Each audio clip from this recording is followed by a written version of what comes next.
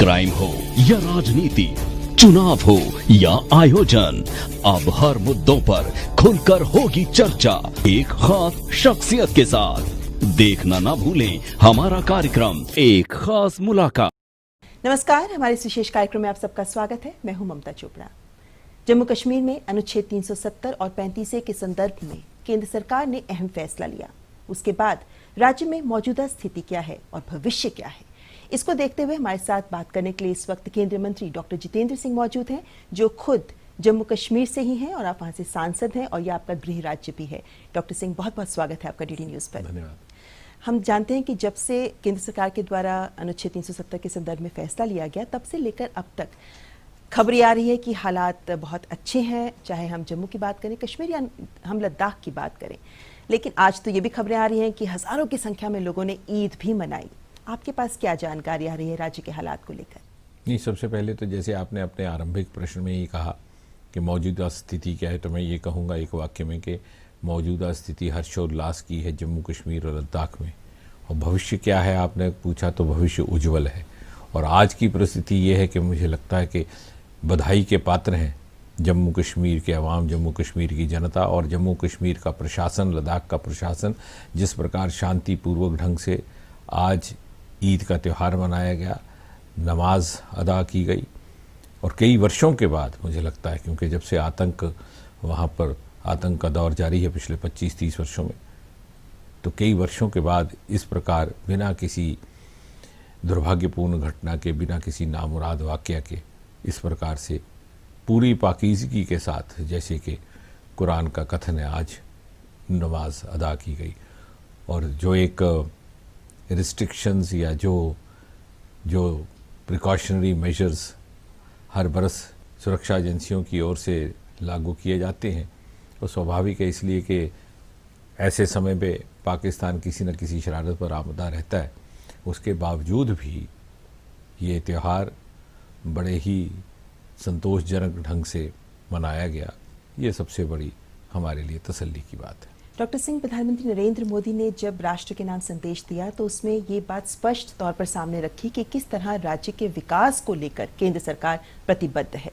ऐसे में जानना चाहेंगे आपसे कि अब आगे के रोड मैप को लेकर क्या काम हो रहा है, किस तरह की प्राथमिकताएं लेकर केंद्र सरकार अब आगे चल रही है? देखिए, यदि आप पिछले 5 वर्ष के इस मोदी सरकार के रिकॉर्ड को देखें तो आपको ये ध्यान में आएगा कि जिस प्रकार की प्राथमिकता और जिस प्रकार की तवज्जो मोदी सरकार की ओर से इन दूर दराज के प्रदेशों को दी गई, जिसमें पूर्वोत्तर भी शामिल था और जम्मू कश्मीर विशेषकर, उस तरह की कई दशकों में देखने को नहीं मिली। व्यक्तिगत तौर पर भी जो पर्सनल आउटरीच रहा है प्रधानमंत्री का, वो अद्भुत रहा। सरकार बनने के कुछ ही महीने के बाद 2014 में हम ये ना भूलें कि जो पहली दीपावली थी 2014 की, और आप जानते हैं कि हमारे समाज में पहली दीपावली का कितना महत्व रहता है। तो प्रधानमंत्री मोदी ने पहली दीपावली कश्मीर घाटी में बाढ़ पीड़ितों के बीच में मनाई थी। उसके उपरांत उसके एक ही वर्ष के बाद स्वतंत्रता के बाद से लेकर के आज तक का सबसे बड़ा पैकेज 80,000 करोड़ रुपया, जो बढ़ कर के बाद में 1.25 लाख करोड़ रुपया हुआ, प्रधानमंत्री ने उसकी घोषणा की श्रीनगर में एक जनसभा में। उस घोषणा के साथ साथ ये भी कहा कि मेरी सरकार की तिजोरी सदा खुली रहेगी कश्मीर के लिए।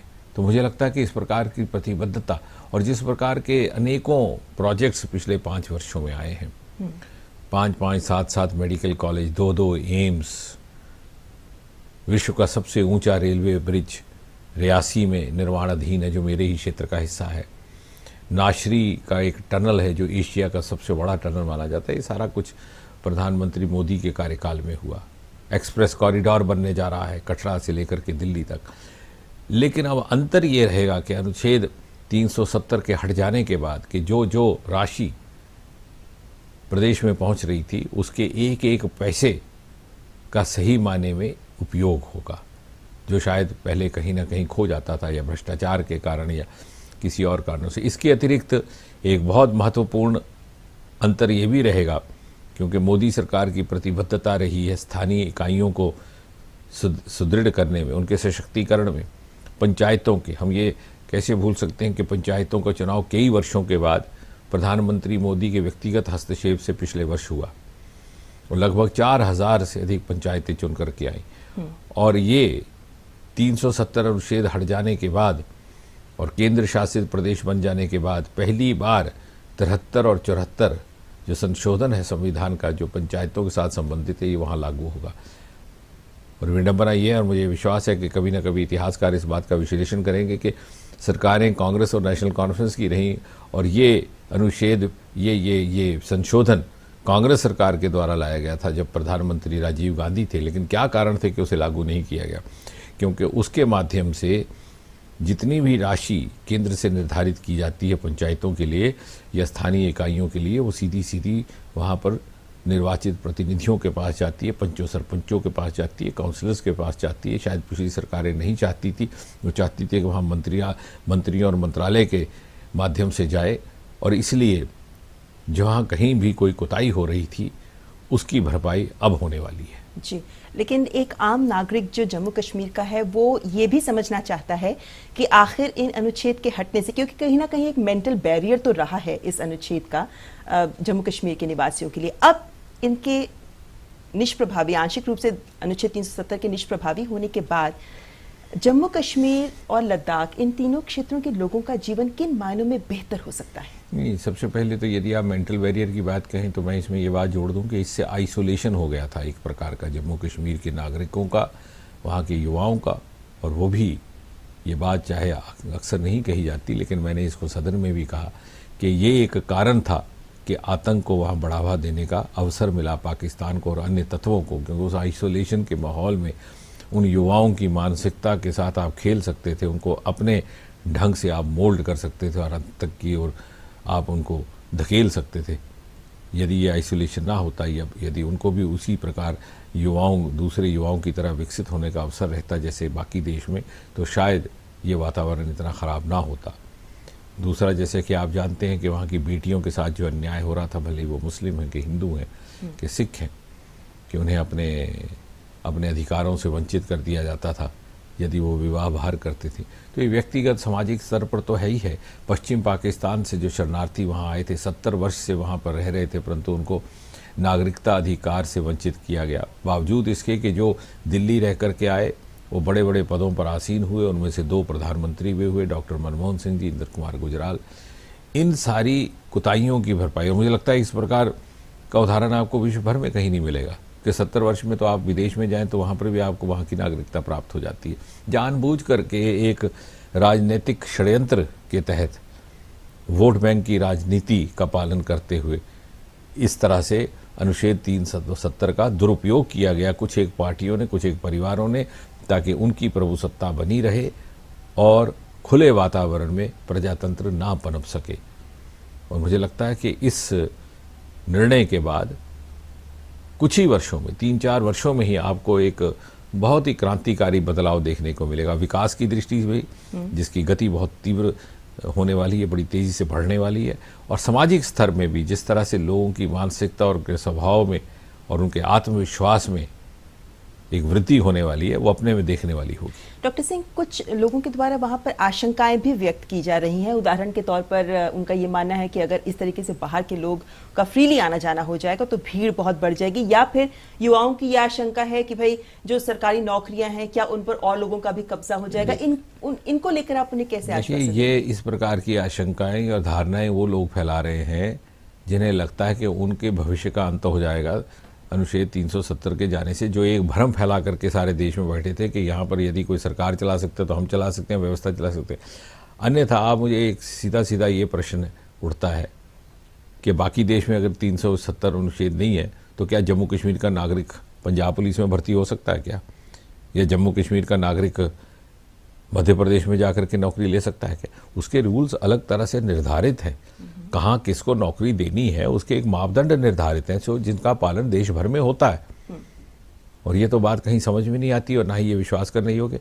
अगर ऐसी बात होती तो कश्मीर में जो आज तक बेरोजगार युवा रहे या जिन्हें कश्मीर की पुलिस में, जम्मू कश्मीर की पुलिस में भर्ती नहीं मिलती थी, वो क्यों नहीं पठानकोट जाकर के पंजाब पुलिस में भर्ती हो जाते? जो युवा या जो लोग इस प्रकार की शंका प्रकट करते हैं उनसे ये प्रश्न पूछना चाहिए कि भाई आप बेरोजगार थे तो क्या आप पंजाब पुलिस में जाके भर्ती हुए या आप हरियाणा पुलिस में जाके भर्ती हुए? कि नहीं हुए। नहीं हुए इसलिए कि वहाँ पे कुछ मापदंड है, वही मापदंड यहाँ भी लागू होंगे। बिल्कुल। अब तो यूनियन टेरिटरी अगर दिल्ली है तो इसका क्या मतलब हुआ कि दिल्ली की भी यूनियन टेरिटरी में आकर के दूसरे प्रदेशों के लोग इस तरह से नौकरी प्राप्त करते हैं, तो वो बात ही विषय ही अलग है।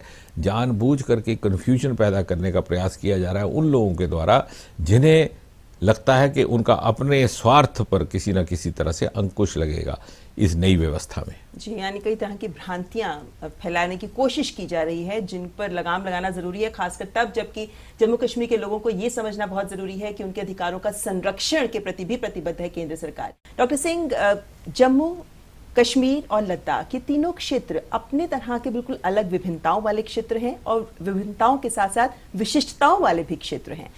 अभी सबकी नजरें इस पर लगी हैं कि इन क्षेत्रों के आर्थिक ढांचागत संपूर्ण विकास को लेकर केंद्र सरकार क्या कुछ करने जा रही है। अभी आपने बताया कि किसे किसे लगभग 1.25 लाख करोड़ का पैकेज है जो पहले से ही कार्यरत, जिस पर काम चल रहा है, परियोजनाएं आगे बढ़ रही हैं। लेकिन आपको लगता है कि एक अलग रोड मैप और प्लान के साथ अब केंद्र सरकार आना चाहेगी, क्योंकि हर क्षेत्र का विकास अपने नजरिए में महत्वपूर्ण है। सबसे बड़ा अंतर यह है कि यदि हम तीनों क्षेत्रों के संतुलित विकास की भी बात करें तो उसी संतुलित विकास का कहीं ना कहीं हनन हुआ है, क्योंकि राजनीतिक प्राथमिकताओं के चलते जो भी सरकारें रहीं शासन में, उन्होंने एक क्षेत्र का दूसरे क्षेत्र की तुलना में अवहेलना की। और यही कारण था कि कई वर्षों से जम्मू के क्षेत्र से, लद्दाख के क्षेत्र से ये शिकायत आती रही कि उनके साथ भेदभाव हो रहा है। जब ये क्षेत्र केंद्र शासित हो जाएगा, जब अनुच्छेद 370 जाता रहेगा, तो उस प्रकार की शिकायत की गुंजाइश नहीं रहेगी। और उस शिकायत के चलते जहाँ एक और आर्थिक और सामाजिक असंतुलन भी बन रहा था, वहीं दूसरी ओर मानसिक द्वेष भी पैदा हो रहा था। ऐसे में डॉक्टर सिंह, जो सरकारी कर्मचारी हैं उनका भविष्य क्या होगा, एक ये भी सवाल, और साथ ही एक सवाल ये भी कि जब 31 अक्टूबर को ये दोनों संघ शासित प्रदेश बन जाएंगे, उसके बाद ये जो आर्थिक पैकेज दिया गया था राज्य को, उसका आगे क्या भविष्य होगा? नहीं, जहाँ तक आर्थिक पैकेज का संबंध है वो तो जारी रहेगा और उसमें आगे भी जिस प्रकार का संज्ञान लेकर के कुछ और सहयोग की आवश्यकता होगी, केंद्र उसका सहयोग करेगी। लेकिन आपने एक बहुत बढ़िया प्रश्न ये पूछा कि सरकारी अधिकारियों का क्या होगा, और इस विषय पर अभी तक चर्चा नहीं हुई है पिछले 3-4-5 दिन में। और ये बड़ा महत्वपूर्ण विषय इसलिए भी है कि जो छोटे प्रदेश होते हैं जैसे जम्मू कश्मीर है, वहाँ पर बड़ी भारी जनसंख्या का हिस्सा सरकारी कर्मचारियों का होता है। 125 लाख के लगभग यदि जम्मू कश्मीर की जनसंख्या है तो उसमें से लगभग 5 लाख सरकारी कर्मचारी हैं। अब आप तो देख लीजिए, अगर परिवार के प्रत्येक में 4 या 5 सदस्य भी हैं तो लगभग 25 लाख लोग हो गए जो सरकारी नौकरी और सरकारी वेतन पर निर्भर हैं। इसी प्रकार वहाँ पर 1.5 से 2 लाख पेंशन प्राप्त करने वाले हैं। अब उनके परिवारों की संख्या भी लीजिए तो 4-5 लाख वो भी बन गए। कुल मिलाकर के आप ये अनुमान लगा सकती हैं कि लगभग 30 लाख 125 लाख में से ऐसे लोग हैं जो सरकारी वेतन और सरकारी सुविधा पर निर्भर हैं। अब उनको क्या लाभ मिलेगा? अद्भुत लाभ मिलेगा। इसका एहसास तब होगा जब वो मिलना शुरू होगा। जहां 7th पे कमीशन हर प्रदेश में किसी स्तर तक लगता है, जब वो केंद्र शासित प्रदेश है जैसे दिल्ली की तरह तो नीचे तक, चपरासी तक उसकी सुविधाएं लागू होंगी। CGHS के कार्ड्स, सेंट्रल हेल्थ सर्विस। अन्यथा क्या होता है कि प्रत्येक राज्य सरकार अपने कर्मचारियों को अपनी सुविधा के अनुसार या अपनी क्षमता के अनुसार एक मेडिकल अलाउंस देती है, कहीं 500, कोई 1000। यहाँ जब आपको कार्ड मिल जाएगा तो पूरे के पूरे परिवार को मेडिकल फैसिलिटी और उसकी रीइंबर्समेंट की सुविधा रहेगी, जो एक अपने में एक बहुत बड़ा एक इंसेंटिव है। इसके अतिरिक्त LTC जो हर 3 वर्ष के बाद केंद्र के कर्मचारियों को उपलब्ध थी, प्रदेशों में नहीं रहती, किसी में रहती, किसी में नहीं रहती। जहाँ जहाँ उनको सुविधा होती है, आर्थिक क्षमता होती है, वो करते हैं। इसके अतिरिक्त हाउस रेंट अलाउंस जो श्रेणी के आधार पर रहता है, किस नगर का कौन सी कैटेगरी है, वो वहाँ उपलब्ध रहेगा। तो मुझे लगता है कि आर्थिक दृष्टि से भी और सुविधा की दृष्टि से भी सरकारी कर्मचारियों को वो सभी सुविधाएं और सभी धनराशि के तौर पर भी उस तरह का सहयोग उपलब्ध रहेगा जिस प्रकार का मान लीजिए दिल्ली के किसी कर्मचारी को उपलब्ध है। यह अपने में एक बहुत बड़ा बदलाव आने वाला है। और जब 25-30 लाख जनसंख्या इसकी लाभार्थी होगी 125 लाख में, तो आप समझ सकती हैं कि पूरे के पूरे प्रदेश के समाज में कितना बड़ा बदलाव आएगा। जी, प्रधानमंत्री नरेंद्र मोदी ने एक समाचार पत्र के साथ साक्षात्कार के समय ये भी बताया कि किस तरीके से जम्मू कश्मीर में निवेशकों को आकर्षित करने का भी एक माहौल है। कितना उपयुक्त है ये माहौल? और आप तो खुद जम्मू कश्मीर से हैं, पर्यटन के अलावा और ऐसे कौन से क्षेत्र हैं जिनमें काफी संभावनाएं हैं, जिनको भी एक्सप्लोर किया जाना बाकी है? नहीं, बहुत बढ़िया बात आपने कही, और प्रधानमंत्री जी ने जैसे बिल्कुल दुरुस्त फरमाया कि अभी तक इसलिए निवेश में कमी रहती थी, या अंकुश रहता था, या बाधा रहती थी, या हिचकिचाहट रहती थी, या संकोच रहता था, क्योंकि वहाँ पर ज़मीन आप स्थायी रूप पर खरीद नहीं सकते थे, और कोई एक यूनिट स्थापित करने के बाद भी अनेकों इस प्रकार की औपचारिकताएं थीं अनुच्छेद 370 के चलते, जो एक तरह का डीमोटिवेटिंग फैक्टर बनती थी। किसी भी इंडस्ट्री को, इन्वेस्टर को आकर्षित करने के लिए आपको स्वाभाविक है इंसेंटिव्स देने पड़ते हैं, लेकिन जहां डिसइंसेंटिव का माहौल हो तो आने वाला इन्वेस्टर भी चला जाता है। तो मुझे लगता है कि व्यवहारिक तौर पर भी और मानसिक तौर पर भी अधिक से अधिक इन्वेस्टर्स प्रोत्साहित महसूस करेंगे वहां आकर के अपना निवेश करने के लिए। ऐसे में अक्टूबर के जो इन्वेस्टमेंट समिट होना है, उससे भी काफी उम्मीदें होंगी सरकार को। निश्चय ही, समिट तो शायद पहले भी उसकी थोड़ी सी योजना बनी थी, लेकिन इस बदले हुए वातावरण में जो होगा उसका स्वरूप भी कुछ और होगा और उसके परिणाम भी कुछ और होंगे। एक तो डॉक्टर सिंह, हम देख रहे हैं कि किस तरीके से केंद्र सरकार राज्य के विकास को लेकर ऊपर से नीचे तक पूरा तंत्र को सक्रिय किया गया है, क्रियाशील है पूरा तंत्र। दूसरी तरफ हम देख रहे हैं कि पाकिस्तान भारत के इस कदम से कितना बौखलाया हुआ है। खबरें ये भी आ रही है कि स्कार्दो में फाइटर जेट उसने डिप्लॉय कर दिए हैं। नहीं, देखिए, जो पाकिस्तान कर रहा है उसमें कोई बहुत ज़्यादा आपको आश्चर्यजनक होने की आवश्यकता नहीं है, क्योंकि स्वतंत्रता के समय से ही पाकिस्तान सबसे पहली बात तो इस बात से समझौता नहीं कर पाया कि जम्मू कश्मीर भारत का हिस्सा है, और अब मजबूरी ये है कि पाकिस्तान में जो भी सत्ता पे आसीन होती है सरकार, उसकी मजबूरी बन जाती है कि वो कश्मीर का आलाप जपती रहे। नहीं तो आपने देखा हशर जो जुल्फ़िकार अली भुट्टो का हुआ, बेनज़ीर भुट्टो का, नवाज शरीफ का हुआ। लेकिन अंतर अब ये है कि पिछले 3-4 वर्षों में मोदी सरकार के चलते और प्रधानमंत्री मोदी की जो पर्सनल आउटरीच रही है, फॉरेन आउटरीच, उसके परिणाम स्वरूप विश्व भर में भारतीय दृष्टिकोण को स्वीकृति मिली है आतंक के प्रति, या पाकिस्तान की जो भूमिका रही है आतंक को बढ़ावा देने में, उसके प्रति जो भारत का दृष्टिकोण है, इसको स्वीकार किया जा रहा है उन देशों के द्वारा भी जो शायद कुछ साल पहले तक नहीं करते थे। और इसलिए पाकिस्तान जो भी कहता है करता है, उसकी कोई बहुत अधिक मान्यता नहीं रही विश्व में, तो एक डिप्लोमेटिक स्तर पर।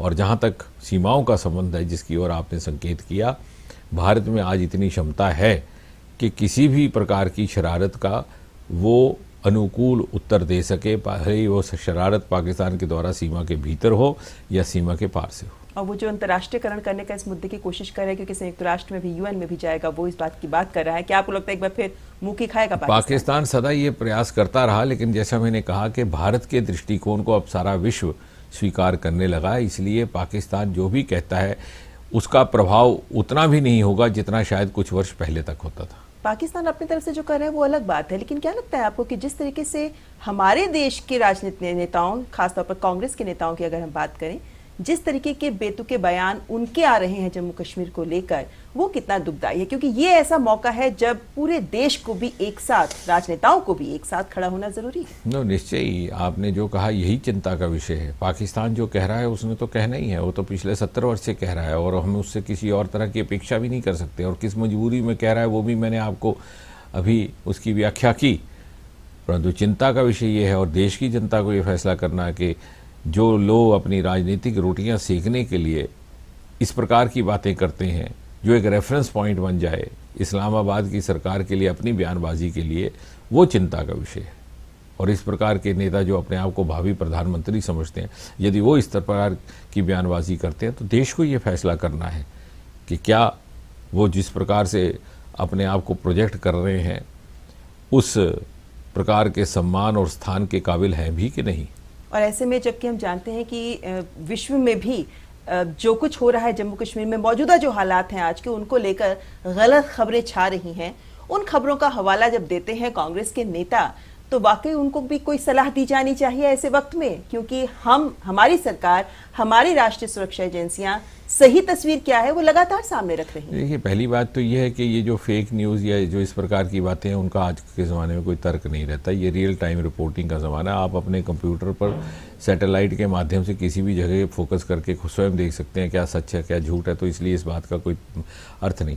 अब जहाँ तक कांग्रेस पार्टी या दूसरे लोग कहते हैं, अब हमको उनके आंतरिक मामलों में दखल देने का कोई ना रुचि है और ना ही शौक, परंतु जितनी बातें वो इस प्रकार की करेंगे वो स्वयं को, अपने आप को देश की जनता से अलग थलग पाएंगे, क्योंकि देश की सारी जनता इस समय इस निर्णय के हक में है और ये देश की भावना है।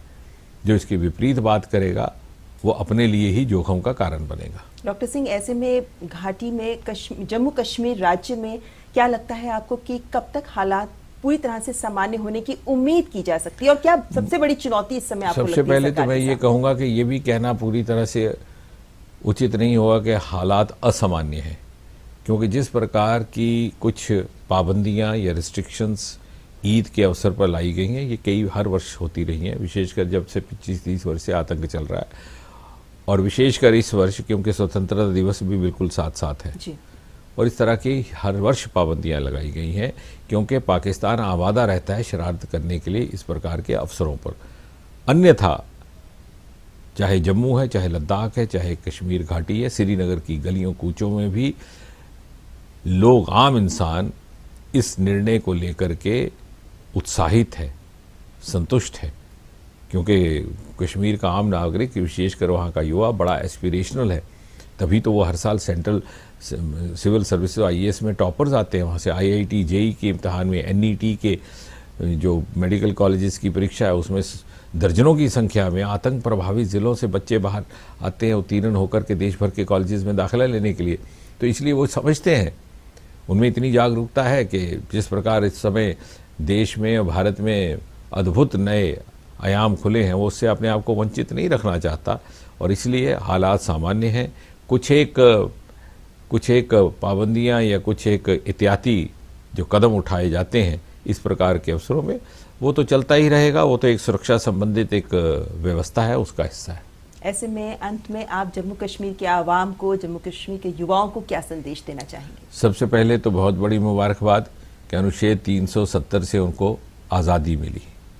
एक आज़ादी उन्हें 1947 में प्राप्त हुई थी, लेकिन पूर्णतः अब उन्हें स्वतंत्रता का एहसास होगा, क्योंकि उन्हें स्वतंत्रता का मूल अर्थ क्या है, जो राजनीति के शास्त्री रहे हैं उनका भी ये कहना है कि प्रजातंत्र डेमोक्रेसी का अर्थ ये है कि हर व्यक्ति को उसको एक समान अवसर प्राप्त हो, और जो अवसर प्राप्त नहीं हो रहे थे तो ये कहीं ना कहीं स्वतंत्रता अधूरी थी, उन्हें स्वतंत्रता प्राप्त हुई।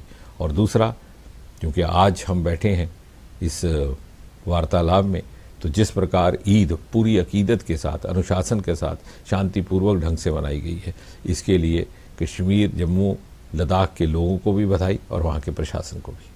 बहुत बहुत शुक्रिया डॉक्टर सिंह हमारे साथ बात करने के लिए, और ये उम्मीद करते हैं कि जिस सोच के साथ केंद्र सरकार काम कर रही है उस सोच में वो सफल साबित हो और जम्मू कश्मीर का संपूर्ण एकीकरण भारत के साथ सफलतापूर्वक हो। बहुत बहुत शुक्रिया डॉक्टर सिंह हमारे साथ बात करने के लिए। तो ये थे डॉक्टर जितेंद्र सिंह हमारे साथ बात करने के लिए जम्मू कश्मीर के मौजूदा हालात के साथ साथ जम्मू कश्मीर के भविष्य के लिए भी। जम्मू कश्मीर पर DD न्यूज पर लगातार कवरेज जारी।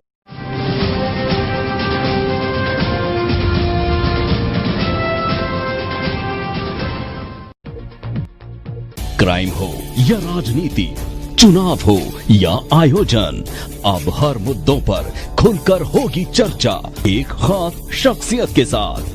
देखना ना भूलें हमारा कार्यक्रम एक खास मुलाकात।